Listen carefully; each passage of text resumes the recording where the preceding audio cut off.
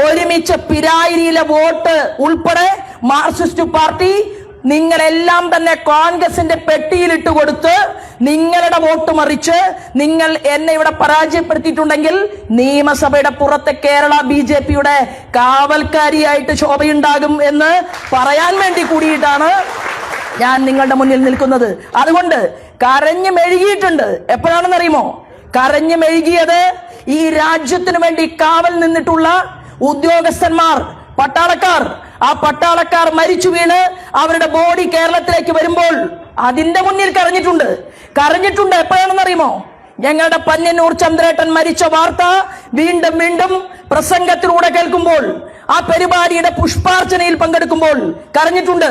കണ്ണൂരിലെ ശ്രീമാൻ ജയകൃഷ്ണൻ മാസ്റ്റർ, ആ ജയകൃഷ്ണൻ മാസ്റ്ററുടെ ശവശരീരം അത് കൈകൾ കൊണ്ട് വാങ്ങാൻ സാധിക്കാതെ നിരവധിയായിട്ടുള്ള വെട്ടുകൾ വെട്ടി അദ്ദേഹത്തിന്റെ ശരീരത്തിൽ നിന്ന് ചോരത്തുള്ളികൾ കുട്ടികളുടെ ചോറ്റുപാത്രത്തിലേക്കും പുസ്തകത്താളുകളിലേക്കും ഇറ്റിറ്റ് വീണപ്പോൾ അന്ന് കരഞ്ഞിട്ടുണ്ട്.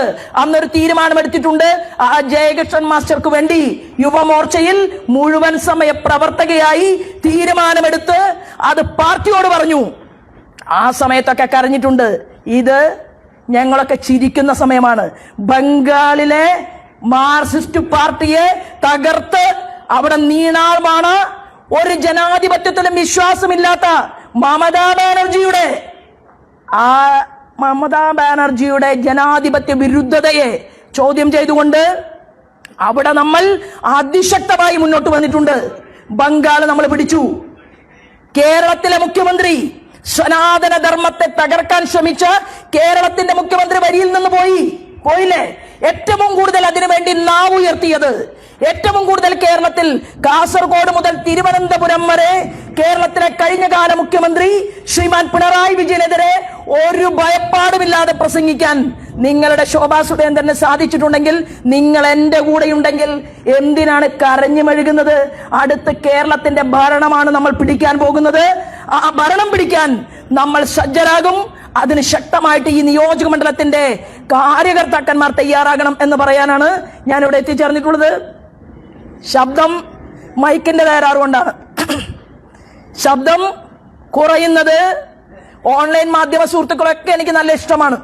മാധ്യമങ്ങളെല്ലാവരും നല്ല രീതിയിൽ എന്നെ സഹായിച്ചിട്ടുണ്ട്.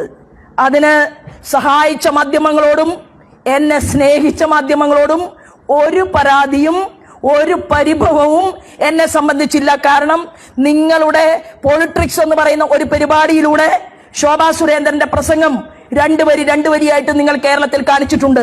എത്രയോ മാധ്യമങ്ങളിൽ രാത്രിയിൽ അടുക്കളയിൽ സാമ്പാർ വെക്കേണ്ടതിന് പകരം അല്ലെങ്കിൽ അടുക്കളയിൽ കറി വെക്കേണ്ടതിന് പകരം ആ സമയത്തെ പ്രസ്ഥാനത്തിന് വേണ്ടി ഇൻവെസ്റ്റ് ചെയ്ത് എത്രയോ ചാനലുകളുടെ മുറിക്കകത്ത് നമ്മൾ ഇരുന്നിട്ടുണ്ട്.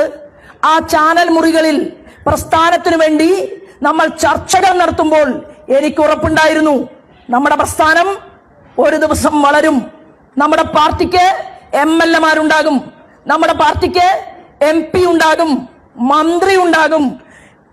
ഒരാൾ ജയിച്ചപ്പോൾ ഒരു മന്ത്രിയെ കേരളത്തിലേക്ക് ദാനമായി നൽകിയ ആളാണ് ശ്രീമാൻ ജോർജ് കുര്യൻ. നമുക്ക് ഓർമ്മയുണ്ടാവും, നമ്മുടെ മോദിജിയാണ് നൽകിയത്.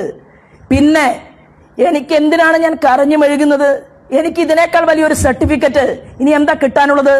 ഇന്ത്യയുടെ പ്രധാനമന്ത്രി അദ്ദേഹം ആ വേദിയിൽ വന്ന് അദ്ദേഹം പറഞ്ഞു, എന്താണ്, ശോഭ പ്രസ്ഥാനത്തിന് വേണ്ടി വർഷങ്ങളോളം പ്രവർത്തിച്ച ഒരാളാണ് എന്ന് ഈ രാജ്യത്തിന്റെ മുടിചൂടാ മന്നനായിട്ടുള്ള ലോകാരാധ്യനായിട്ടുള്ള ശ്രീമാൻ നരേന്ദ്രമോദിജി പറഞ്ഞിട്ടുണ്ടെങ്കിൽ ഇവിടെ ഇരിക്കുന്ന ആളുകളുടെ എല്ലാം മുഖത്ത് എന്താ ഉണ്ടാകേണ്ടത്?